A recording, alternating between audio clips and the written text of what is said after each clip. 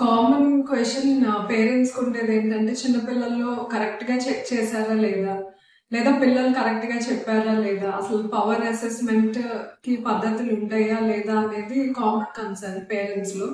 దానికి చిన్న పిల్లలైనా సరే, ఈవెన్ పుట్టిన పిల్లల దగ్గర నుంచి 4 ఇయర్స్ స్కూల్ గోయింగ్ పిల్లల వరకైనా హాస్పిటల్‌లో ఆప్టోమెట్రిస్ట్ చెక్ చేసే వాళ్ళకి వాళ్ళ ఓన్ టెక్నిక్స్ ఉండేవి. ఫర్ ఎగ్జాంపుల్ ఇప్పుడు ఎల్‌కేజీ స్టూడెంట్ అనుకోండి. వాళ్ళు ఇందులో యాపిల్, స్క్వేర్, ఈ ఇల్లు బొమ్మ ఇవన్నీ ఐడెంటిఫై చేయగలరు కదా! ఇలాగా టీ కప్ ఇలాంటి బొమ్మలు ఉంటాయి. ఈ చూసే విజన్ షాప్ లో కూడా ఇవే బొమ్మలు ఉంటాయి.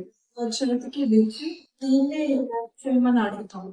లేకపోతే ఇది చూపించి ఇదేంటి ఎక్కడ ఉంది అంటే వాళ్ళు ఇందులో ఈ చార్ట్ లో ఇది పాయింట్ చేస్తారు. ఇదొక పద్ధతి.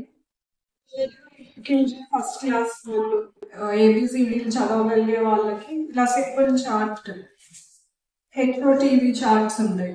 ఇందులో కూడా లెటర్స్ చదవచ్చు. ఇదొక టెక్నిక్. ఇంకోటి మాకు ఆబ్జెక్టివ్ అసెస్మెంట్ అంటే మెయిన్ గా పవర్ ఎలా అసెస్ చేయాలంటే దీన్ని రెటినోస్కోప్ అంటారు. ఇందులో నుంచి లైట్ పిల్లల కళ్ళల్లోకి వేసి పవర్ అసెస్మెంట్ అనేది ఇదొక పద్ధతి. ఇది మేము అసెస్ చేసేది. ఇంకా మెషిన్ ద్వారా అంటే ఇలా ఆటో రిఫ్రాక్టోమీటర్ అని ఏఆర్ మెషిన్ ఉంటుంది. దీంట్లో కూడా నంబర్స్ వస్తాయి.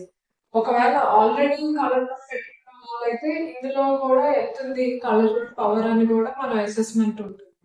అది ఇవన్నీ చేసి ఒక్కసారిగా మళ్ళీ నిర్ధారించు.